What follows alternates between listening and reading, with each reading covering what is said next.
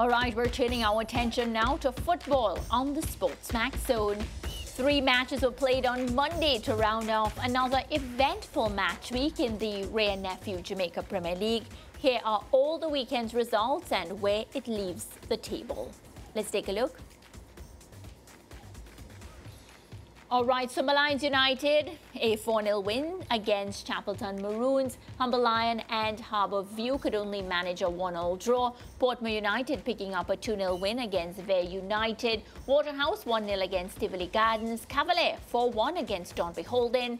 Mount Pleasant 4-0 against Racing United. And Montego Bay United only needed 1 goal to defeat Arnett Gardens. This is how the table stands as of now. Cavalier on top of the table on 10 points. Montego Bay United in second. Harbour View to be followed by Mount Pleasant in 4th position. Then in 5th and 6th we have Portmore United and Waterhouse. At the bottom of the table we have Tivoli Gardens and of course Don Beholden.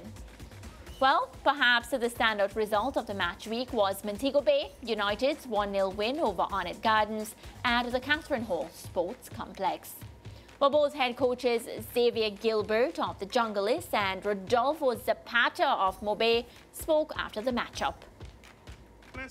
Mobe was committed. I don't think we were committed as much, especially in the first half, you know. And it's something that we spoke about, and we can't just give away the ball and don't have that urgency and the will to win it back immediately. And it came to hurt us tonight, you know, and it has been haunting us for the last 4 or 5 games. But we're still trying to fix it. It's still a long season, and we just have to do better at keeping the ball. You know, I mean, we got it in transition so many times, and we have to do better.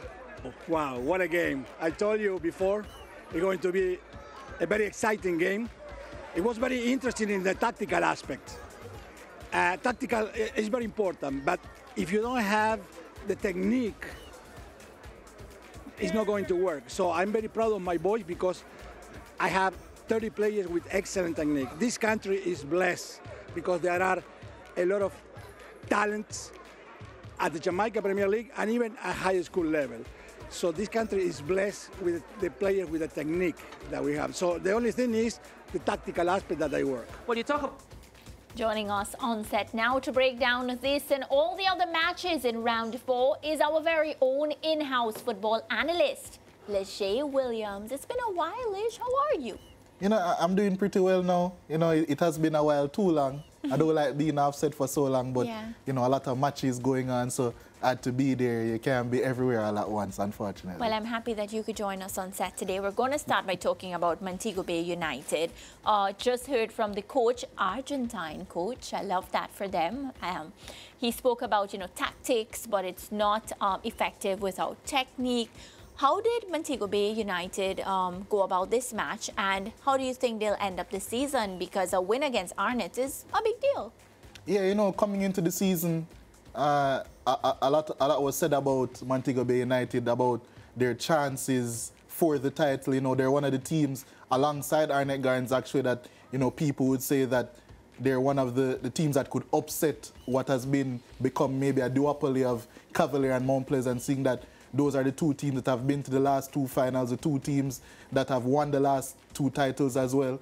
So, you know, a lot of hopes were coming around, you know, around Montego Bay United. They've gotten this new coaching, a lot of exciting players as well. So I think this Montego Bay United team really showed a lot of moxie, not only in an attacking sense yesterday, but also what they did defensively. I think once they went 1-0 up for the last 30 minutes of the game, they really limited what Arnett Gardens were trying to do.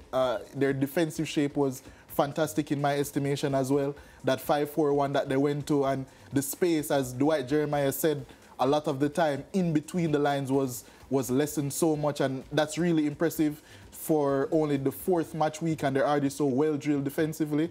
So it was really impressive on my end. And then when you think about their attacking talent that they have, Owen Gordon, who got on the score sheet yet again, Brian Brown coming off of the bench, Shanil Thomas, who had a lot of chances in the first half, and, you know, rumors circulating that they'll be getting a couple of their attacking flair back as well as the season goes along. So this is an extremely well-drilled team. I was extremely impressed by Montego Bay United, and my hopes of them getting even better as the season goes along got even higher yesterday. Yeah, and you speak about being impressed with Montego Bay United. I listened to Arnett Gardens coach Xavier Gilbert speaking about disappointment in the team's lack of commitment. He spoke about regaining the ball with urgency.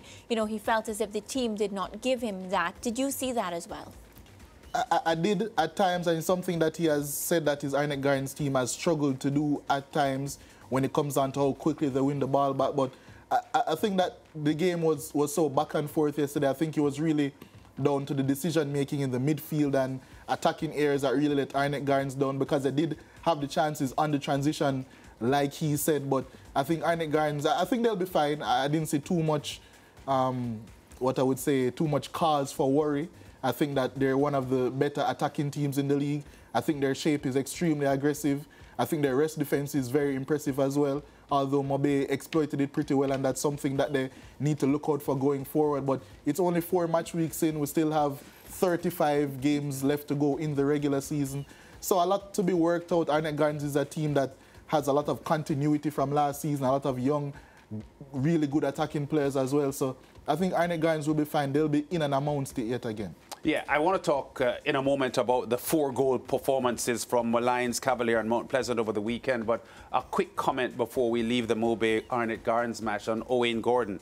Like 10 seasons ago, he was the Golden Boot winner, had played USL football for quite some back back now. That was a classic goal he scored last night. Yeah, it was a fantastic finish. He's one of the players that when you look across the league, one of the strikers, that when you see him in front of goal, it's odds on that he's going to score, because he has such good technique and he's so experienced now. He actually turns 34 today. Yes. So he knows how to finish. And even this finish, when you're looking at the technique that it takes, I'm glad it's a slow-mo. Yeah. Because when a striker opens up his body, you can see Asher Hutchinson leaning towards that side, but then he gave him the eyes and then not only placed it to the near post, but it was a chip to the near post as well. So the technique that he used was fantastic, and that's just one of the myriad of finishes that he has in his locker. And I was mentioning the attacking talent. Owen Gordon, who won the Golden Boot in the league 10 seasons ago. You have Brian Brown, who won the Golden Boot in the league a few seasons after that, coming off of the bench as well. Chanel Thomas, who has won the Golden Boot in the Caribbean Club Championship when playing for Cavalier. And as I said, rumors circulating that they'll get even more attacking talent past January. So this Mobe team is well drilled, well stocked with talent, and it seems to me that they have a very good head coach as well. So it's definitely a team to look out for the rest of the season. The Lions 4-goal game against Champleton Maroons would have been very, very satisfying for their coaching staff, who had a couple of disappointing outings to start the season. Mount Pleasant solid with 4 goals as well. And as we mentioned, Cavalier on another 4-goal team over the weekend. Of those results, which was more impressive for you? Or most impressive? I think the Mount Pleasant result, reason being Cavalier, in my eye, so far over the past 6 months of football, 8 months of football, they've consistently been the best team in the Jamaica Premier League, and they've continued to show that this season they've been a class above whoever they've played, no matter the competition. They beat Arnett and Mount Pleasant in the Caribbean Club Championship as well. So Cavalier, this is what I expected from them, and this Dumbo Holding team are struggling. When it comes on now to Lions, I think it was a little bit of a anomaly in my estimation. Reason being, Chappleton didn't play 4 goals worse than Lions. And you know, we actually said it on the show. I was going through a couple of the times I've been on the show last season, and we're speaking about the fact that, you know, possibly that we didn't have enough quality players to supplement a 14-team league. I'm now warming to the fact that I think that that's not the case. I think it's possible that we just did not have the quality coaches coaching the teams that came up. Yes. Because, so I have to retract what I'm saying a bit, because I think that both Chappleton and Racing, despite losing by 4 goals, have shown enough this season to show that not only are they going to be competitive, but they also have a lot of quality players and quality coaching at the back of that. But I will say that Mount Pleasant was most impressive because the type of football they played. Racing United have been one of the more exciting teams this season. Yeah. And the reason why they've been so exciting is because what they've been able to do on the transition. Mount Pleasant have slowed the game down, and they played some really good stuff, not allowing racing to really exploit them on the transition. So that's my best result for the weekend. Yeah, and just one more thing before you go. The Antigua and Barbuda, the young striker, Jamaro Calvin, only Javane Bryan and Justin Dunn scored more goals than he did last year, and he's already pumping in goals this season. Good youngster, isn't he? Yeah, so exciting. Really good finisher as well. Yeah. I scored in all 4 games, 4 goals this season. And Akosa Chung, also another player who has had the Golden Boot before. Yeah. He's an exciting player also for Harbourview. So a lot of goals this season. Yeah, well, speaking about exciting times for league football in Jamaica and for the national team also. This as I had the opportunity to speak to Reggae Boys head coach Steve McLaren ahead of the team's upcoming Nations League fixtures against Nicaragua and Honduras. Here's a sneak peek of the feature. You can see the full feature on both SportsMax, and of course it aired on Sky Sports earlier this morning. Now, leaving England to move to Jamaica, there must have been a couple of factors that influenced that decision to just pick yourself up from home, which is your comfort, and move here. What influenced that decision? Football. Brilliant.